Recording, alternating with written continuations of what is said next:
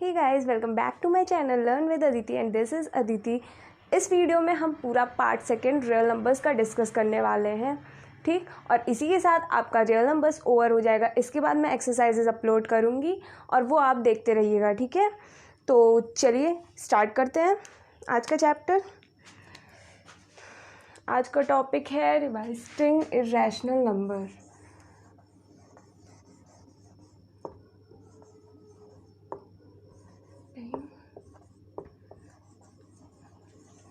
irrational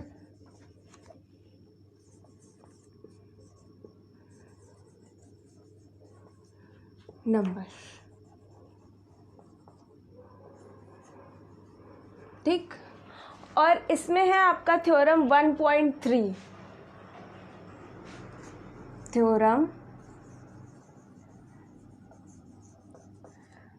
1.3 जिसके according let P be a prime number, let P be a prime number,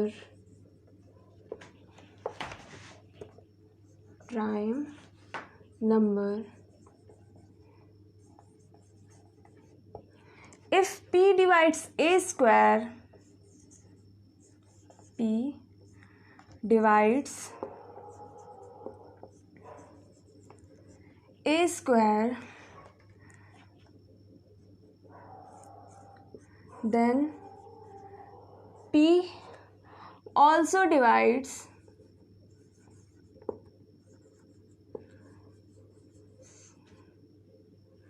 A, where A is a positive integer, where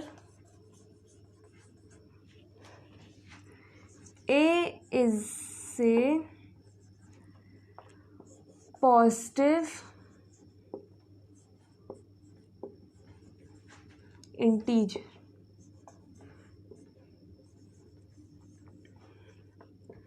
इसका मतलब है आपका अगर P कोई prime number दिया हुआ है तो P A स्क्वायर को डिवाइड करेगा, ये आप मानते हैं। तो P A को भी डिवाइड करेगा। अगर P A स्क्वायर को डिवाइड कर रहा है तो A को भी डिवाइड करेगा P, ठीक। A पॉजिटिव इंटीजर होना चाहिए। जैसे देखो A स्क्वायर हम मान ले रहे हैं 25 और P जो कि प्राइम नंबर है आपका 5, ये है आपका P और ये है आपका A स्क्वायर। तो अब देखिए 25/5 5 आता है, मतलब डिवाइड हो गया, ठीक। तो अगर A स्क्वायर को P डिवाइड कर रहा है तो A को भी करेगा, तो मतलब A क्या होगा 5, तभी तो उसका स्क्वायर 25 है, तो A को भी करेगा। इसकी वैल्यू 1 आ जाएगी। देखिए अगर P A स्क्वायर को डिवाइड कर रहा है तो P A को भी डिवाइड करेगा, ठीक है। ये आपका सॉल्यूशन है, ये ऐसे होगा, ठीक। इसके बाद आपका थ्योरम 1.4 ऐसे ही एक है प्रूफ करने के लिए कि हाँ बस आप देख लीजिए कैसे, और उस टाइप के क्वेश्चंस आपके एक्सरसाइजेज में भी हैं। थ्योरम 1.4 देखिए इसके अकॉर्डिंग क्या होता है। Theorem 1.4 show that √2 is irrational, मतलब √2 को हमें इरेशनल प्रूफ करना है। यह आपका थ्योरम बुक में 1.4 दिया हुआ है और ये ऐसे है, ये एक क्वेश्चन भी है एक्सरसाइजेज में, ऐसे इस पे बेस्ड क्वेश्चंस भी हैं, ठीक है। शो डैट √2 इज इरेशनल, ठीक। इसके लिए हम क्या करेंगे, तो एज्यूम डैट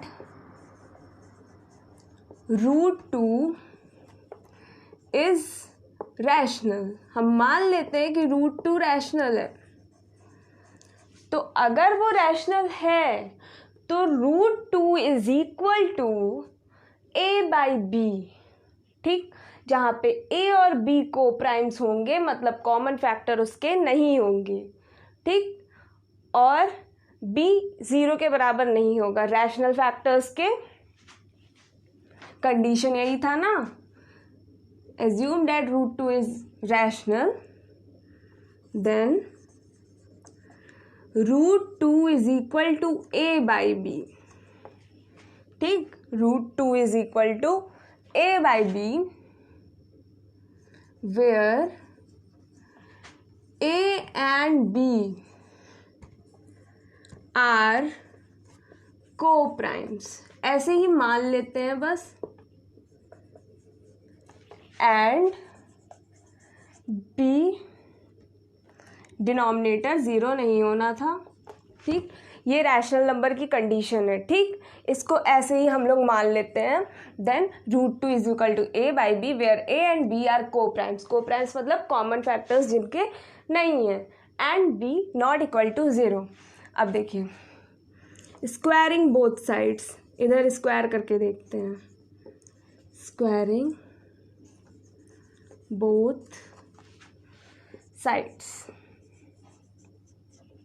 दोनों तरफ स्क्वायर करके देखते हैं। रूट 2 का स्क्वायर आपका आ जाएगा 2 is equal to a by b का a square by b square, ठीक, ये आपका स्क्वायर आ गया। फिर बी स्क्वायर इधर चला जाएगा, b square is equal to a square by 2 आ गया आपका ए स्क्वायर, मतलब 2 से डिविजिबल है ए स्क्वायर। अब देखिए अगर 2 से डिविजिबल है स्क्वायर तो ए भी आपका 2 से डिविजिबल होगा, ये कंडीशन हमने जस्ट थ्योरम नंबर 1.3 में पढ़ा था। A square is divisible, if क्यों लिखें, ए स्क्वायर डिविजिबल है, A square is divisible by 2, so a is also divisible by 2, ठीक। अब इस साइड देखते हैं, इतना क्लियर हो गया। अगर ए स्क्वायर डिविजिबल है 2 से तो ए भी डिविजिबल होगा 2 से। अब यहाँ देखिए, let a equal to 2m for some integer, a को हम 2m मान लेते हैं किसी इंटीजर के लिए।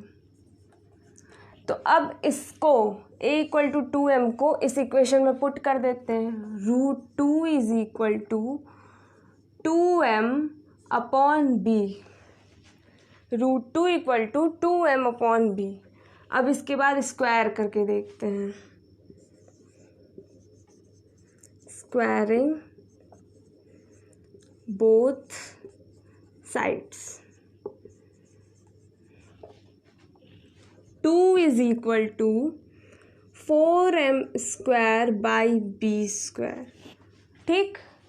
अब बी स्क्वायर आपका इधर चला जाएगा, b square is equal to 4m square by 2, 2 से 4, ठीक, कट गया। B square by 2 is equal to m square, मतलब बी स्क्वायर से डिविजिबल है, बी स्क्वायर डिविजिबल है हमारा 2 से, ठीक, सॉरी, बी स्क्वायर हमारा डिविजिबल है 2 से, तो बी से भी तो होगा डिविजिबल। वही थ्योरम 1.3 जैसे इसमें किया सेम एज दैट, देखो या आप अलग से नीचे उतारिएगा, ठीक है, यहाँ पे मैंने ऐसे नोट्स में आप नीचे उतारिएगा। B square is divisible by 2, B is also divisible by 2, ठीक। अब देखिए ए भी आपका 2 से डिविजिबल है, बी भी आपका 2 से डिविजिबल है, मतलब दोनों में एक कॉमन फैक्टर है। और रैशनल नंबर में हमने क्या बताया था कि वो को प्राइम्स होंगे, मतलब उनके कॉमन फैक्टर्स नहीं होते हैं। तो इन दोनों के अगर कॉमन फैक्टर है मतलब ये रूट 2 इरैशनल नंबर है, प्रूव हो गया आपका ऐसे, ठीक। एक्सरसाइजेज वगैरह में क्वेश्चन दिए वो मैं सॉल्व करके बता दूंगी, बट इस टाइप के क्वेश्चन आते हैं, आप ऐसे सॉल्व करके बस दे दोगे, इतने में आपका कंप्लीट है पूरा। ठीक है, इसको आप नोट कर सकते हैं।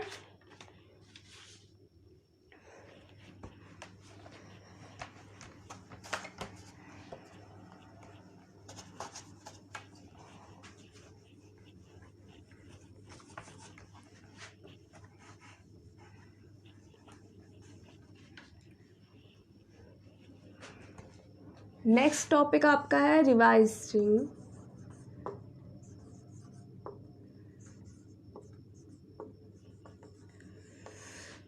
मैं वीडियो पॉज कर करके नोट्स लिख दे रही हूँ कि आप आराम से लिखिए, टाइम ना वेस्ट हो आपका ज़्यादा। बस आप नोट्स, वो थ्योरम है इसमें 3, वो कॉपी कर लीजिए बस।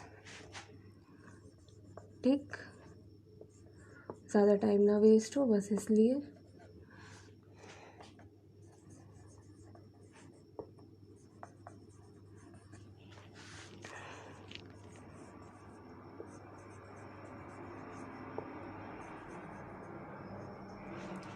ठीक, revising rational number and their decimal expansions. Okay, तो ये आपका टॉपिक है। तो ये है आपका थ्योरम 1.5।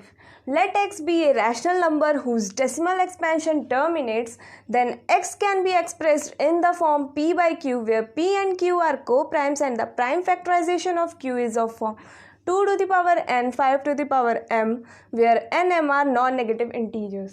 मतलब अगर x आपका कोई भी रैशनल नंबर है जिसका डेसिमल एक्सपेंशन टर्मिनेट होता है, मतलब एक समय तक जाके रुक जाता है, ठीक, तो x को हम एक्सप्रेस कर सकते हैं p by q के फॉर्म में, जहाँ p और q को प्राइम्स होंगे, मतलब कॉमन फैक्टर्स नहीं होंगे, को प्राइम्स होंगे।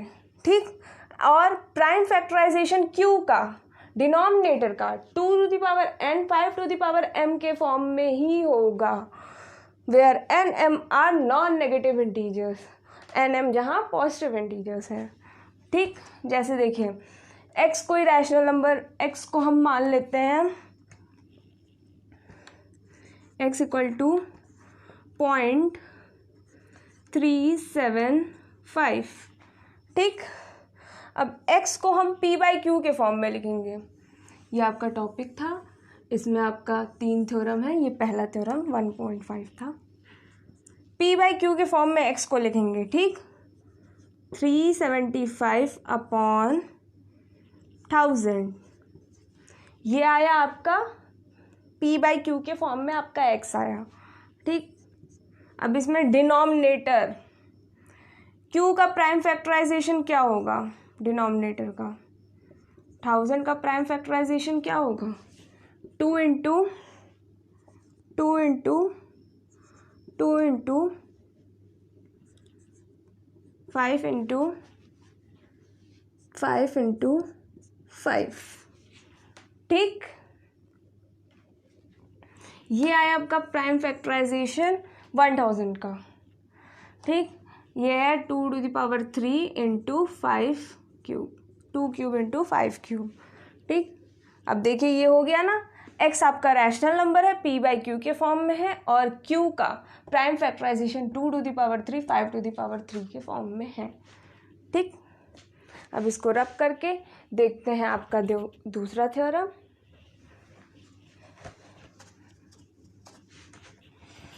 नेक्स्ट थ्योरम आपका 1.6 है, जस्ट इसी का उल्टा होगा वो। आप लोग इसके नोट्स बनाते चलिएगा, आपको बहुत हेल्प करेंगे।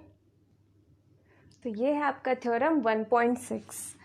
Late x equal to p by q be a rational number such that prime factorisation of q is of form 2 to the power n 5 to the power m where n m are non negative integers, then x has a decimal expansion that terminates। मतलब x अगर आपका p by q के form में है और वो rational number है, ठीक, n m जहाँ नॉन नेगेटिव इंटीजर्स होंगे, ठीक, तो x का डेसिमल एक्सपेंशन ऐसा होगा जो टर्मिनेट होगा, जो एक समय तक डिवाइड हो के रुक जाता है, उसे हम टर्मिनेट कहते हैं। ठीक, ये देखिए p बाई क्यू के फॉर्म में लेते हैं, p बाई क्यू के फॉर्म में 45/10 ले लेते हैं। ठीक, जहाँ पे q का मतलब 2n, तो q का मतलब डिनोमिनेटर का प्राइम फैक्टराइजेशन देखिए 2 × 5 होगा, 2⁻1 5⁻1।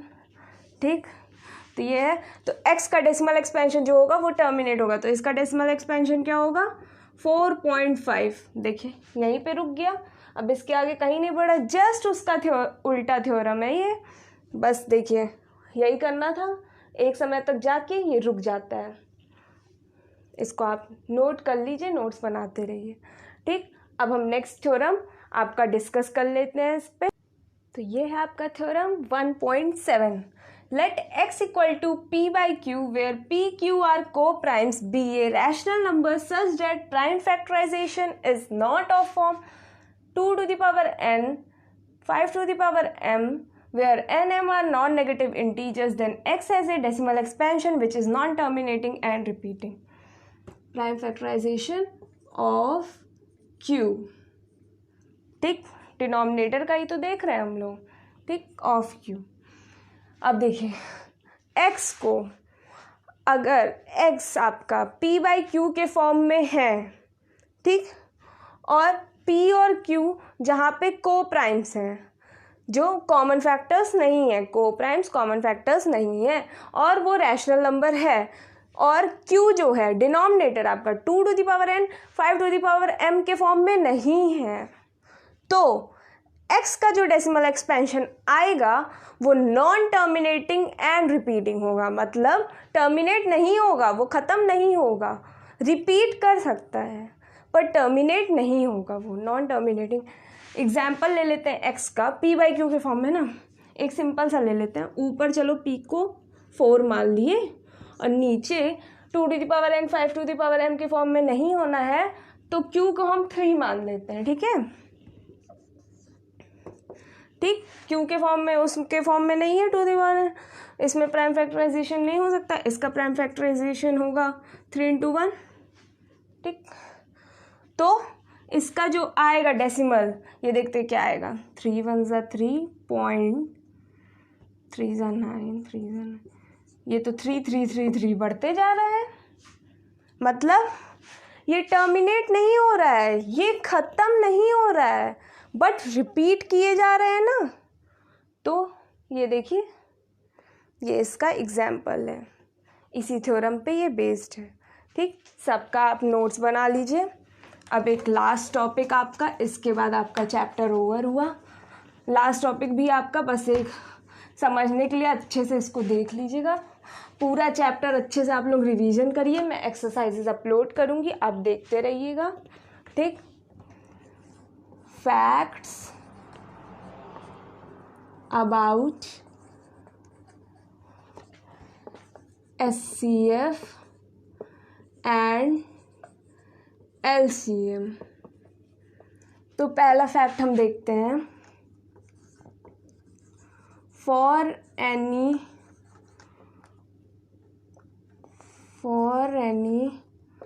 two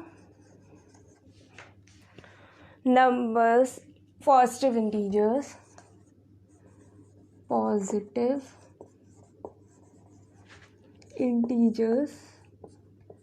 इसको बस एक नोट्स में लिख लीजिएगा, और ये आप इस पे बेस क्वेश्चंस करेंगे, कुछ आपको समझ में आ जाएगा, बस इसको अच्छे से याद कर लीजिए। Positive integers a b, SCF of AB multiply by LCM of AB is equal to A into B। ये हमेशा AB के बराबर होता है। ठीक,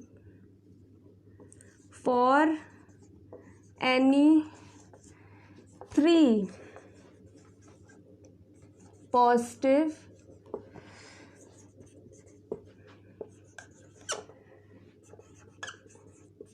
integers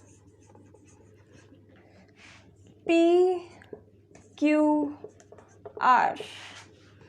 ठीक, for any 3 positive integers P Q R SCF of PQR is equal to P into Q into R multiply by LCM of PQR upon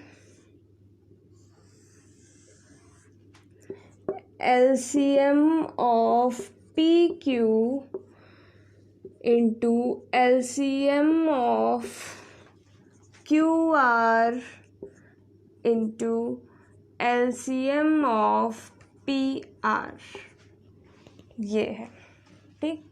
और इसी के तरह LCM of PQR is equal to P into Q into R into SCF of PQR upon SCF PQ into SCF of QR into SCF of PR।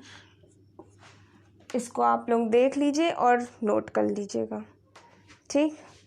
आगे हम बस थोड़ा सा और डिस्कस करना बचा है।